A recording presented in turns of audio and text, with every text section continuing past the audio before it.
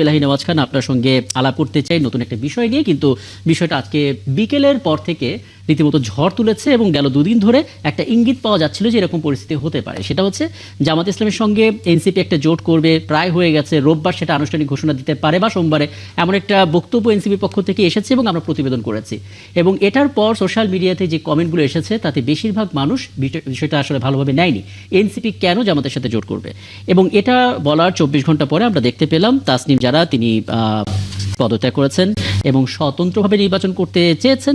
একই সঙ্গে নাহিদ ইসলামকে এনসিপি 30 নেতা চিঠিও দিয়েছে। আমি এটা নিয়ে আপনার সঙ্গে কথা বলবো। আমরা বোধহয় এনসিপির এনসিপির পক্ষ থেকে বক্তব্যটা জানবো, তার আগে আপনার কাছ থেকে একটু জানতে চাই, একটা দল যারা জুলাই আন্দোলনে খুব ভালো একজন ভয়েস হিসেবে ছিল এবং তারা নেতৃত্ব দিয়েছিল, একটা স্থানে ছিল, তারা দল তৈরি করলো এবং এই পরিণতি হচ্ছে। আসলে দেখেন, এটা তো সবাই তরুণদের একটা দল হিসাবে বিবেচনা করেছে এবং অনেকে এটাকে স্বাগত জানিয়েছে, এটা নতুন দল হিসাবে। কিন্তু যে বিষয়টা খুব গুরুত্বপূর্ণ সেটা হলো যে আন্দোলনটা হয়েছে, সেই আন্দোলনে কোনো সুসংগঠিত রাজনৈতিক সংগঠনের প্রতিনিধিত্বকারীরা ছিল না, কিংবা আদর্শগত একটা অবস্থানও পরিষ্কার ছিল না। সুতরাং এরকম একটা অস্পষ্ট অবস্থান থেকে এই আন্দোলনটা হয়েছে। আর এই আন্দোলনের সঙ্গে আপনার মনে করেন যে লেফট, সেন্ট্রিস্ট, রাইট সবাই যুক্ত ছিল। এটা কিন্তু একমাত্র কোনো রাইটিস্টরা করছে কি এখানে লেফট ছিল না, তারা সবাই করেছে।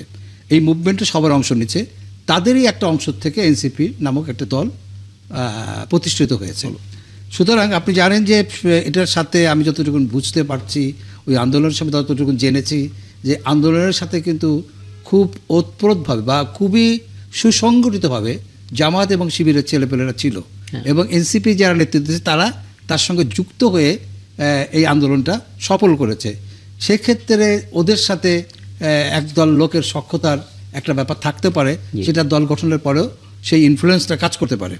এবার একই সঙ্গে যারা একটুখানি মধ্যপন্থী হিসাবে এই দলের মধ্যে ছিল তারা রিয়াক্টও করতে পারে। কিন্তু যেটা দাঁড়াচ্ছে যে এই দলটি শুরুতেই এই ধরনের বিষয়গুলি আলটিমেটলি যে ওই যে আদর্শবাদিতার জায়গাটা ফাঁকা ছিল বলে এই ধরনের ঘটনা ঘটছে। একদম স্পষ্ট। আমি কি এটা মানে মন্তব্য নিতে পারি এনসিপি, তাহলে আমরা আলাপ করতে সুবিধা হবে। আমরা দেখতে পাচ্ছি, আমি আরেকটা জিনিস বলতে চাচ্ছিলাম, সেটা হলো যে তিউনিসিয়া যেখানে আরব বসন্ত সূচনা হলো, কিন্তু সে জায়গায় কিন্তু আমরা দেখতে পাচ্ছি এখন যে সব থেকে কঠিন একটা ফ্যাসিস্ট সরকার সেখানে বিরাজ করছে। সেটা হলো ওই যে আন্দোলনটা একজন ফেরিওয়ালা, একজন রাস্তার বিক্রেতার থেকে শুরু হয়েছিল, যে প্রতিবাদে নিজের গায়ে আগুন লাগে। এটা সাংঘাতিকভাবে তরুণ সমাজকে প্রভাবিত করেছিল, আবেগে তারা রাস্তায় জীবন দিয়েছে। কিন্তু এখন কিন্তু এই যে তাদের ভুলগুলির কারণে এখন সে জায়গায় সব থেকে ভয়ঙ্কর একজন ফ্যাসিস্ট শাসক আছে। সুতরাং আপনার আবার ভুলকে শুধরানোর পলিটিক্স মানে ভুল হবে শুধরাবে।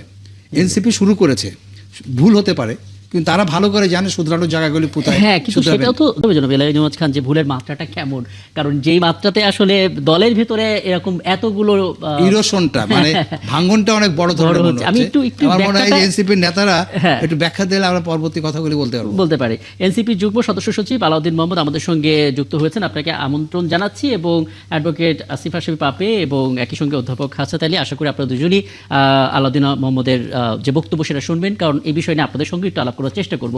আলাউদ্দিন মোহাম্মদ, অনেকগুলো বিষয় আসলে আপনার কাছে জানতে চাও, এবং বলে রাখি আপনার সঙ্গে যুক্ত হওয়ার আগে এনসিপির থেকে তাসনিম জারার চলে যাওয়া এবং স্বতন্ত্রভাবে নির্বাচনের ঘোষণা দিয়ে আমরা পাবলিক রিয়াকশন দেখছিলাম সোশ্যাল মিডিয়াতে, কারণ আপনারা অনেক খবরগুলো, অনেক বক্তব্যগুলো আপনাদের ভেরিফাইড পেজ থেকে জানিয়ে দেন, যে কারণে আপনাদের যারা ফলো করেন, আপনাদের যারা ভক্ত বা আপনাদের যারা অনুরাগী, তারাও আসলে সেগুলো মন্তব্য জানান।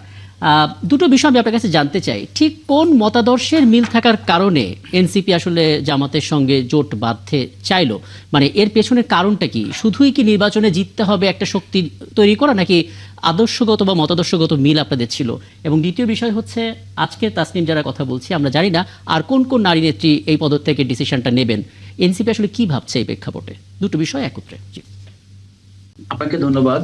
আলোচনা উপস্থিত আমার সম্মানিত সহ আলোচক বৃন্দকে শুভেচ্ছা জানাচ্ছি। আপনি যে বিষয়টি বললেন এটা সত্যি যে এনসিপি যেভাবে তৈরি হয়েছে, এটা কোনো মতাদর্শিক সংগঠন হিসেবে তৈরি হয়। এটা মূলত বিভিন্ন মতাদর্শিক মানুষকে একত্রিত করে গণঅভ্যুত্থানে যারা অংশগ্রহণ করেছে, যারা গণঅভ্যুত্থানকে ধারণ করে, মূলত শুরুটা সেভাবে ছিল। এখন রাজনৈতিক দল হিসাবে চর্চা করতে গিয়ে সবচেয়ে বড় বিষয় হলো একটা রাজনৈতিক দল একটি প্রতিষ্ঠান। একটি প্রতিষ্ঠান, এখানে আপনার অনেকগুলো মত একসাথে মিলিত হবে, এটাই স্বাভাবিক। কিন্তু যখন গণতান্ত্রিক ভাবে সেখানে সিদ্ধান্ত গ্রহণ করা হবে বিভিন্ন বিষয় বিবেচনা করে, বিভিন্ন সময় বিভিন্ন বিষয় বিবেচনা করে, তখন এটা এক্সপেক্টেড যে এই বিষয়গুলোকে সবাই স্বাগত জানাবে। এখন কেউ যদি স্বাগত নাও জানায়, ডিসেন্টও জানায়, এখন সেও স্বাভাবিকভাবে ভিন্নমত রেখেও আপনার সংগঠন করতে পারে। আবার তার স্বাধীনতা আছে যে সংগঠন ছেড়েও দিতে পারে। এটা ব্যক্তির নিজস্ব অভিমত এবং নিজস্ব রাজনৈতিক দৃষ্টিভঙ্গি এবং তার রাজনৈতিকতার বিকাশের একটি পর্যায়। মূলত আপনি যে প্রশ্নটি করলেন যে এনসিপি জামাত ইসলামের সাথে আসলে ঠিক কিসের ভিত্তিতে জোটবদ্ধ অথবা আলাপ আলোচনার মধ্যে দিয়ে যাচ্ছে, এখনো জোটবদ্ধ হয়নি, হয়তো জোটবদ্ধ হবেও না, হয়তো নির্বাচনকালীন একটি আসন আপনার সমঝোতার ব্যাপারে যেতে পারে।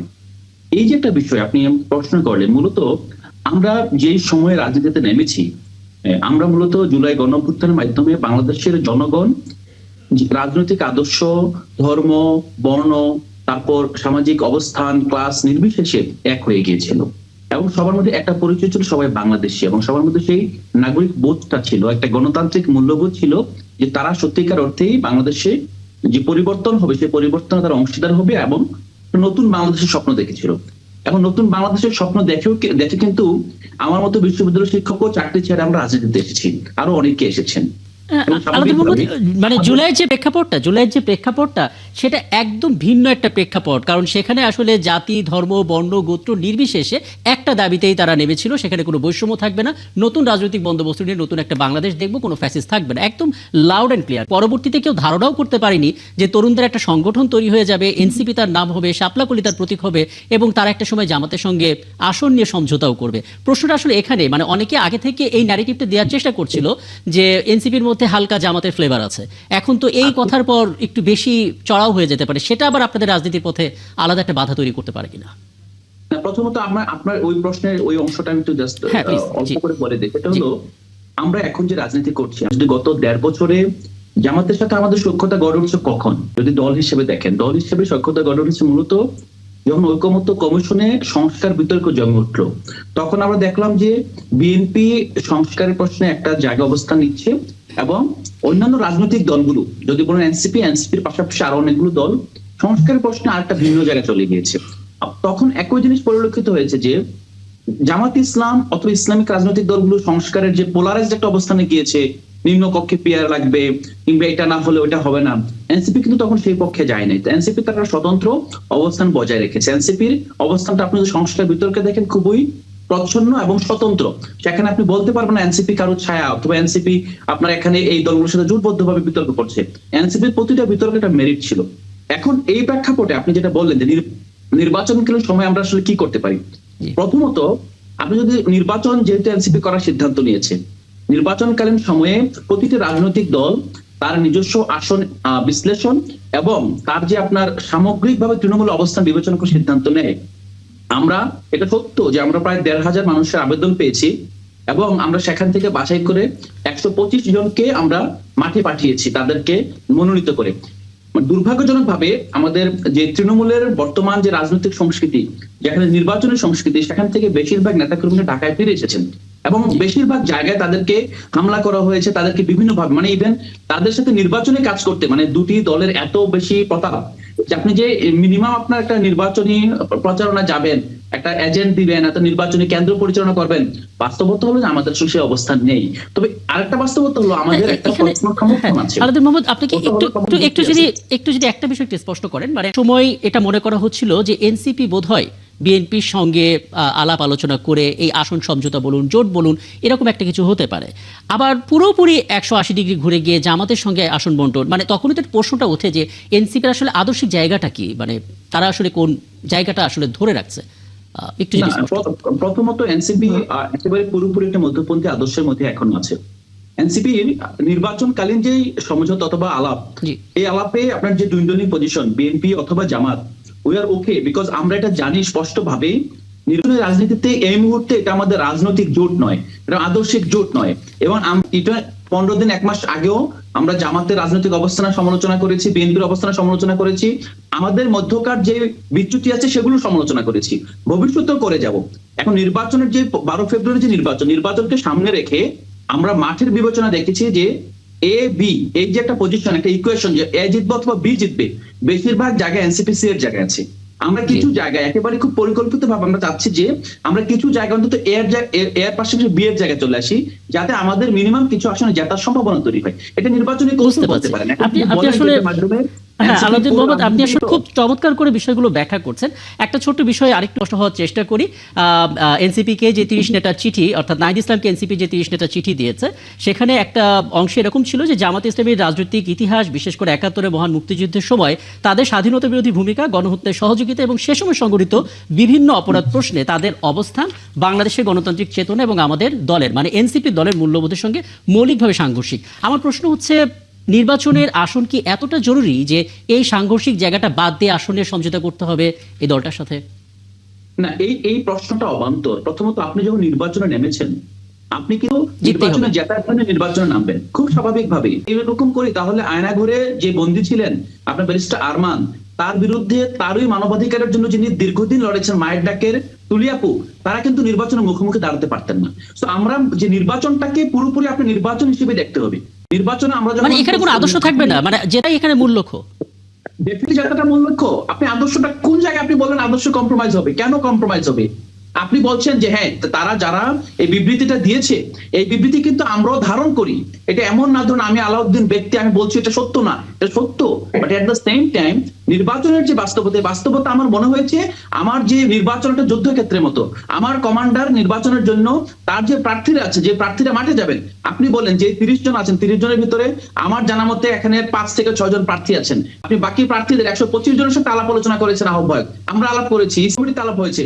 সবাই একটা জায়গায় খুব ক্লিয়ার হয়েছে যে আমাদের বর্তমান বাস্তবতায় সত্যিকার অর্থে মাঠের রাজনীতিতে গিয়ে টিকে থাকা কঠিন। নাম্বার 1। নাম্বার 2 হলো আপনি যেটা বলছেন যে তাহলে মাঠের রাজনীতি আমরা করে যাব। মাঠের রাজনীতি করে যাবো। আপনি যখন রাজনীতিতে নেমেছেন আপনার প্রতিপক্ষ আছে, এখানে দেখেন বিএনপি, জামাত ইসলামী, মধ্যে থেকে আপনি কিভাবে আপনার রাজনীতি আপনি মানে প্রতিটা বিষয় এত চমৎকার করে ব্যাখ্যা করছেন, সেটা আসলে আবার আরো কিছু জানতে ইচ্ছা করছেন। আমি বিরতিতে যাব, বিরতিতে যাওয়ার আগে ছোট একটা প্রশ্ন করে রাখতে চাই যাতে করে পরবর্তীতে সেখানে আলাপটা শুরু করতে পারি। সেটা হচ্ছে নির্বাচনে জিততেই হবে, আদর্শিক জায়গাটা। হ্যাঁ, আমি নিশ্চয়ই আলাউদ্দিন সাহেবকে আপনারাও প্রশ্ন করতে পারবেন। সেটা হচ্ছে যে নির্বাচনে জিততেই হবে, এর জন্য যে কোনো দলের সাথে জোট তৈরি করাই যাবে, করতেই হবে, বা এরকম করলে কোনো সমস্যা নেই, যদি এরকম মাইন্ডসেট থাকে তাহলে সেই দলটা কি কখনো তৃতীয় শক্তি হিসেবে উত্থান করতে পারে? মানে এই প্রশ্নটা রেখে গেলাম, আমি বিরতির পরে এসে নিশ্চয়ই আলাপটা করবো।